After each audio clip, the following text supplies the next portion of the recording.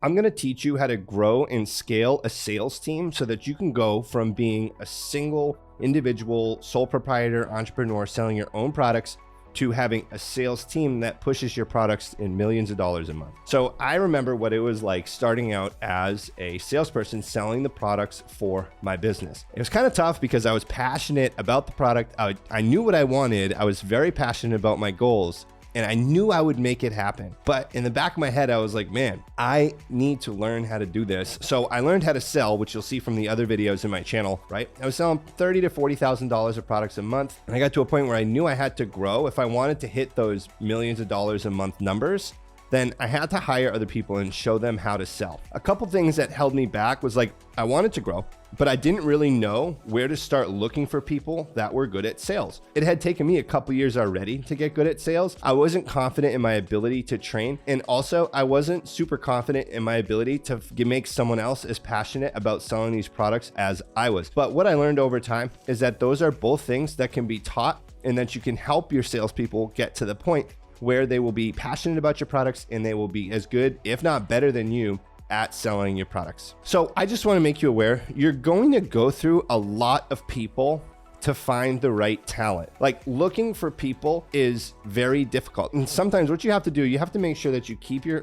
head focused on the right thing. Because if you hire like one person or two people and they don't work out, don't let that make you think that there aren't people out there who have a lot of potential and who can do well with this. Things I found you want to look for in people that can really indicate whether they're going to be good people or not to work for you. The thing is, someone can be really good at sales, right? But if they don't have other qualities, then you don't want them working for your company. And also sometimes that top salesperson, like monster producer, isn't always the best fit because they may clash, they may be rebellious, and they may not really vibe with what you want as like a good employee or someone who's good and consistent is going to stick around. What I found is looking for people who have been through a struggle. I ask people in the interview process, what's the most challenging thing you've ever overcome in your life? And how'd you overcome it? I've found that the people who have had the biggest struggles in their lives are the best at pushing through the ups and downs of sales, because all my salespeople are full commission. None of them are salary. There are a lot of ups and downs, especially when learning a new business and a new product in a new market. So if I can find people who have been through a struggle in their life, like I've been through some crazy struggles in my life, right? I had nothing to my name. I was homeless. I was living off donation clothing and food and living in pretty much a shelter. It was a government sponsored halfway house. I know what it's like to go from the bottom and work my way up. And I want to find someone else who's had rough experiences. That's why like I'm naturally attracted to hiring people who are in substance abuse recovery, because I know they've been down in the trenches just like I was, but not everybody is gonna, that's not gonna be appealing to every business owner. But I'm just saying, look for someone who has been through a struggle, because if they haven't, it's hard to tell if they're gonna push through. If they haven't been through a struggle, you wanna look for people who have had consistent jobs in the past, because it means that, everybody runs into workplace drama and BS. And if they've been able to hold down a job at a single place for an extended period of time, it means that they were able to push through that and like have good relationships with the people that they work with. And if they haven't had, even if they have had a big struggle, how long was their last employment period? Was it 2 or 3 months or 2 or 3, 4, 5, 6 years, right? The longer, the better. Because if someone's had 10 jobs in the past 3 years, you're just going to be another one on the merry-go-round of jobs that they're going through. After that,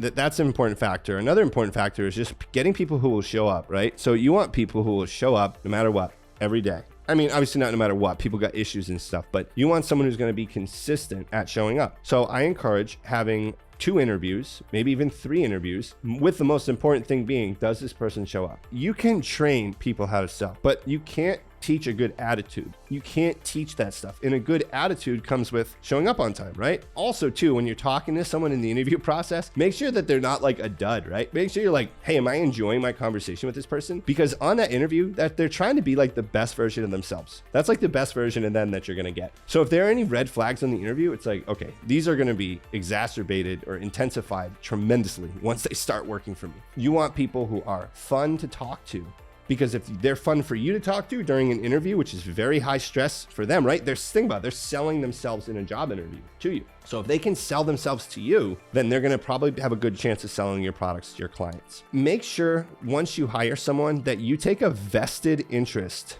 in your first hires. and take time away from your own personal sales to help them make sales. Because one of the struggles that people run into, it's called an economies of scale. So what happens is you go from selling products on your own, and it's an immediate return on investment. You invest money in leads, or you invest time in prospecting or advertisements or whatever it is, and then you get leads, right? Prospects, and you sell to them, and then you make a profit and you make a return. But what happens is once you hire salespeople, it takes time because you have to interview them, and then they're going to learn how to sell, and you have to train them. And if they're salary or hourly, you're going to take a hit at first. You're going to take a hit on having to pay them before they get good, for the most part. Especially if you're new, you can't afford to hire a top tier salesperson. I'm sorry.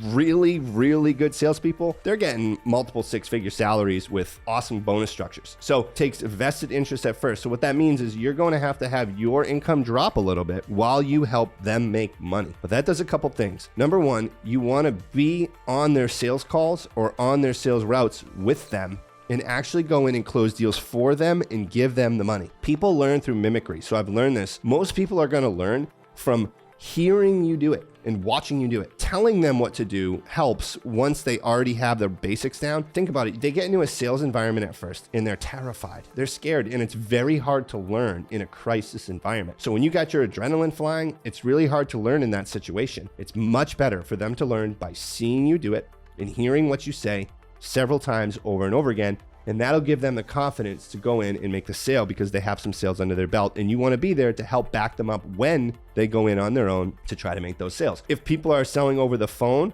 you want to get some sort of a system like a CRM where you can monitor their calls. We use one called VanillaSoft. You can check out the link in the description of the video for VanillaSoft, but we can actually listen to the people's calls on the back end of their calls and then jump in their call and help them close their sale when they need help. Take time to set up a path to help them accomplish their goals and actually go out and directly help them make money. What are their goals? What's important to them? But once you do those things for them, they show up because of what you've done for them. Justin's going to be mad at me I'm going to let Justin down if I don't show up because look at, he shows up for me. I got to show up for this guy. Not everybody's going to feel that way. Sometimes you get those entitled people who are like, he's my boss. He should do this. That attitude you got to cut out of your company. Those people are going to go nowhere in life. They're failures forever. You got to cut those people out of your company right when you sense that, because that's a cancer that can spread and you don't want that. Also understand though, at the same time, you're probably going to want someone's success more than them. A lot of times when you're going through people, you're going to be amazed at how many people have no direction and no goals and no guidance and no ambition. And it sometimes can be hard to get people out of that victim mentality that they've survived on their entire life, right? They've justified their entire existence on being a victim and why life is tough and why it's not fun. It can be hard to pull someone out of that. If you can do it, amazing. If you can find someone who doesn't have that mentality, even better. But it's more rare, right? So for the first few weeks, if someone can't show up consistently, fire them. They're not worth keeping around. My only regret, I have fired hundreds of people, probably over 1,000 people. My only regret is that I didn't fire them faster. Not all of them, but most of them. My only regret is that I didn't fire them faster because they sucked up so much time, took so much time and energy out of me that I could have been putting into someone else who was productive. And also, if someone's salary or hourly, you want to find out what the rules are in your state for how fast you have to fire someone before you have to pay like unemployment or whatever, stuff like that. And you want to make sure that you fire within that timeline if you want to make that decision. So set some big standards right at the beginning. Like, I have big expectations for my new people when they start. As you grow and develop salespeople, you're going to have people who get envious about your growth, right? Because it starts as you, and then you and one or two other people. They are salespeople in your business, right? As your business grows, some people will start to be envious and be like, oh my God, look at this guy rich off all my hard work, when they could have gone and done the exact same thing. So, try not to take it personally and make sure that you're there and that you can help those people out, because there's a lot of people who do contribute to your business and help it grow. They have their own opinion of what the situation is, and then you have your own opinion of what the situation is, and usually the truth is somewhere in the middle, right? So understand that as you grow, some people, you may lose those relationships. It's usually just a matter of time before it happens, but that doesn't mean you don't want to value it in the beginning. You want to be the first to show up and last to leave. Set a good example for your salespeople. We want to make videos on your entire process from start to finish. So what you can even, film your whole day, but what does your entire sales process look like? You need to have this on a recording or written down or in some sort of course or presentation so that people can learn what you do and duplicate it. That way they can do the same thing as you. Because if you don't have this recorded and people don't know what to do, it's going to be a lot harder. Teaching them the basics, right? Hey, here's some videos to watch. It's great. But people don't learn off videos. If people learned off videos, like every company ever would be producing at insane levels. Videos give people a general idea, but what they're really going to learn from is watching you go out there and doing it for them, and them getting the practice on their own. So you have to be patient. It takes 2 to 3 months for a salesperson to get into the groove at their job and really start picking up momentum. So just keep that in mind. Now, once you find someone who does well, who you think you can be a leader, I want you to pour a lot of time into them, because they will help you multiply.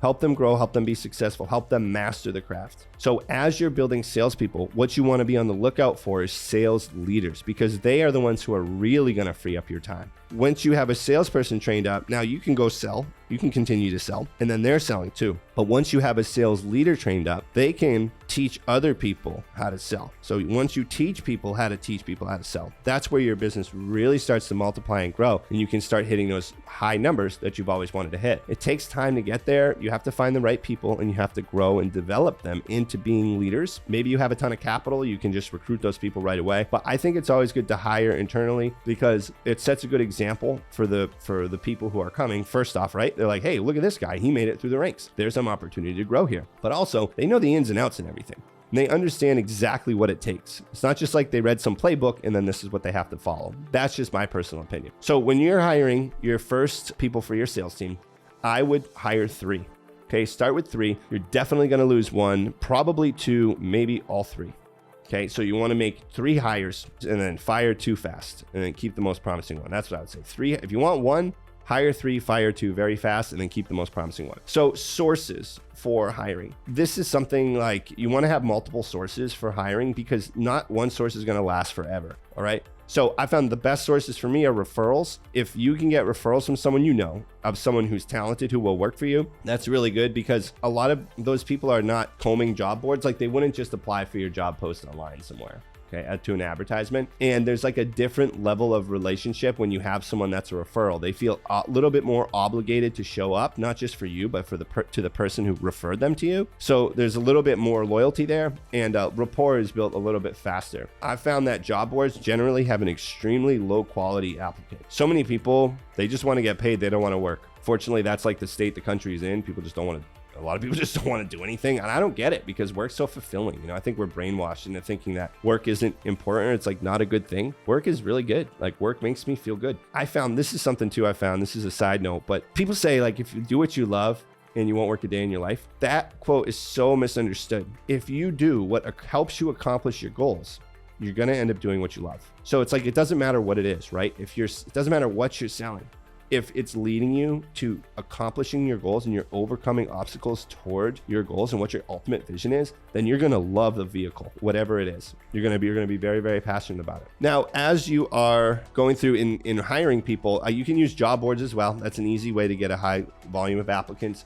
There's ZipRecruiter, Indeed, there's FlexJobs, there's Monster. LinkedIn is a really good one. ZipRecruiter and Indeed, you're probably going to get higher volume. LinkedIn, you're probably going to get higher quality per applicant. You can also do cold prospecting on social media, right? You can go through and view people, look at hashtags like hashtag sales and stuff like that, and see who's posting stuff. Once again, once you have those people and you hire those people, you want to look for some top traits. So do they show up on time? You want to have meetings with them. Are they passionate? And do they treat the business like theirs? Okay, so this is really important. People who show up without having to be told to do so and reminded, and people who treat the company as it's theirs and are proud in their work are the people that you want, because they're invested in you. They take it passionately. For me, I started my first job, I was 13 years old. I dishwashed at a restaurant in high school. Well, summer of eighth grade. And I worked there for 5 years. I loved that place. Like, I went home and I smelled like cheese every night, and I smelled like pasta sauce, and I was disgusting and greasy and nasty. But like, I loved it. I wanted to be the best dishwasher that place ever had. And I was very passionate about how clean my dishes were. It sounds corny, but like,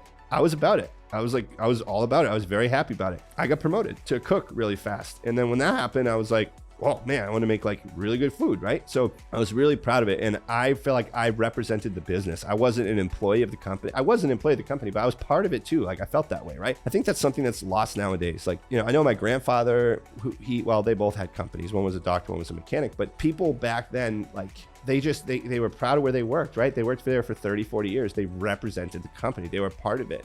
And I think now people kind of just job hop, but that's a total other topic. So you want to look for that. People who are invested in you, invested in the company, and excited to learn and grow. And then people who pick things up quick and people who can talk. So in general, who are good at talking. To go from where you are right now as an individual producer to scaling a sales team, you're going to have to hire a good amount of people. I want you to think, hey, if you want one, you're going to have to hire 20. Okay. Look at it that way, because you want to set these expectations so that you're not let down. You want to have a very low expectation of others and an extremely high expectation of yourself. You can, you have to set parameters that you want a lot out of people, but just anticipate, they're probably not going to hit it. I'm gonna have to go through a lot of people to find the people I have. I have 100 sales reps right now.